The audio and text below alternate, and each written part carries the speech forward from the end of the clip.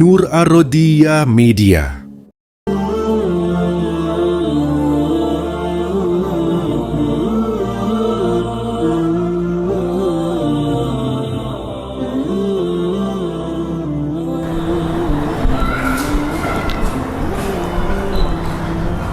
Assalamualaikum warahmatullahi wabarakatuh.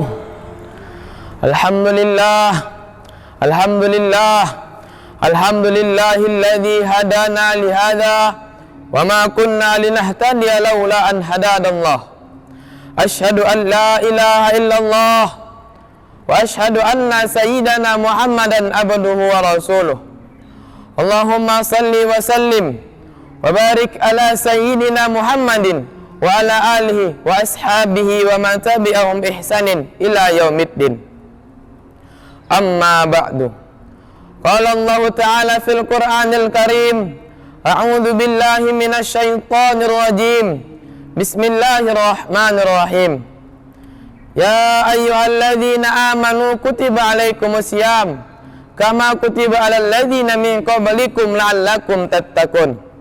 Shadaqallahul azim. Puji syukur marilah kita panjatkan atas kehadirat Allah Subhanahu wa taala yang mana beliau telah memberikan kita nikmat, yaitu nikmat iman, nikmat Islam, nikmat kesehatan, dan masih banyak lagi nikmat yang telah diberikan oleh Allah Subhanahu wa taala kepada kita.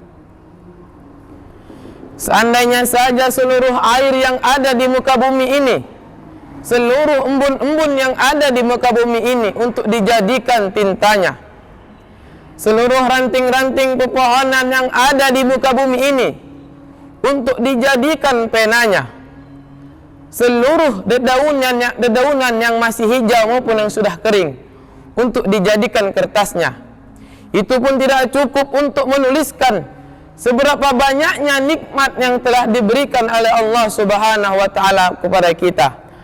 Maka dari itu, marilah kita bersyukur atas nikmat yang telah diberikan oleh Allah Subhanahu wa taala. Salawat dan salam marilah kita hadiahkan kepada Nabi besar kita, Nabi Muhammad sallallahu alaihi wasallam, beserta keluarga dan juga para sahabat-sahabatnya juga. Pemirsa yang dirahmati Allah Subhanahu wa taala, ibadah puasa tidak hanya memiliki ketentuan hukum yang menentukan sah tidaknya puasa seseorang, tetapi juga mempunyai adab tertentu yang berpengaruh terhadap pahala yang diterima oleh seseorang. Artinya adalah adab berpuasa sangat penting untuk diperhatikan karena menentukan kualitas ibadah puasa kita di hadapan Allah Subhanahu wa taala. Sebagaimana nasihat Al-Imam Ghazali dalam risalahnya, adab berpuasa itu ada 6. Yang pertama, mengonsumsi makanan yang baik. Yang kedua, menghindari perselisihan ataupun pertengkaran. Yang ketiga, menjauhi ghibah ataupun menggunjing orang lain. Yang keempat, menolak berkata dusta. Yang kelima, tidak menyakiti hati orang lain. Dan yang keenam, menjaga seluruh anggota badannya. Dari keenam adab yang disebutkan tadi, marilah kita bedah satu persatu. Yang pertama, mengonsumsi makanan yang baik. Mengonsumsi makanan yang baik pada bulan Ramadan adalah makanan yang halalan thayyiban. Beberapa makanan yang sebaiknya kita konsumsi pada bulan Ramadan, di samping makanan pokok kita seperti nasi, ada juga seperti madu, kurma, sayur-sayuran, daging ikan, dan lain sebagainya. Intinya adalah selama kita berpuasa di bulan Ramadan, makanan yang sebaiknya kita konsumsi adalah makanan yang baik bagi kesehatan dan juga halal secara syar'i. Syukur-syukur makanan yang selama ini kita konsumsi ada tuntunannya di dalam agama kita, baik dalam Al-Quran maupun hadis. Yang kedua, menghindari perselisihan. Pertengkaran ataupun perselisihan bisa terjadi kapan saja, tetapi orang-orang yang berpuasa di bulan Ramadan sangat dianjurkan untuk menjaga kesucian di bulan Ramadan ini dengan tidak melakukan pertengkaran. Untuk itu kita diperlukan kesadaran penuh untuk bisa menahan diri kita dari emosi yang dapat berpengaruh terhadap pertengkaran. Sebagaimana diriwayatkan dalam hadis Bukhari, wa in imru'un aw qatalahu aw syatamahu falyakul inni shaimun marratain. Dan jika ada seseorang mengajak bertengkar ataupun mencela, maka katakanlah, sesungguhnya aku sedang berpuasa. Aku sedang berpuasa. Jadi, ungkapan aku sedang berpuasa sebagaimana yang dimaksud dalam hadis yang disebutkan tadi adalah untuk menyatakan ketidaksanggupan kita dalam melakukan pertengkaran ataupun perselisihan pada orang lain. Intinya adalah selama kita berpuasa di bulan Ramadan, kita harus bisa menjaga perdamaian dan kerukunan kita pada saat kita sedang berpuasa. Dan yang ketiga, menjauhi ghibah ataupun menggunjing orang lain. Menggunjing orang lain di luar bulan Ramadan saja tidak baik, apalagi selama kita berpuasa di bulan Ramadan. Tentu dosanya lebih besar dan dapat menghilangkan pahala puasa itu sendiri. Oleh sebab itu, setiap orang yang berpuasa sangat dianjurkan untuk menjaga lisannya dari berkata menggibah, dan semakin banyak keselamatan yang ia dapatkan. Sebagaimana diriwayatkan dalam hadis Bukhari, salamatul insana fi hibdil lisan.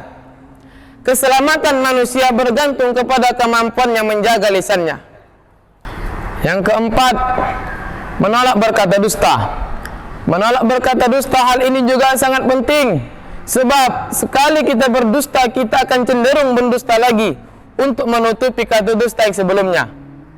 Pada saat kita berpuasa di bulan Ramadan, kita harus bisa benar-benar menahan diri kita dari berkata dusta, dikarenakan berkata dusta dapat menghilangkan pahala puasa itu sendiri. Begitu juga dengan bersumpah palsu.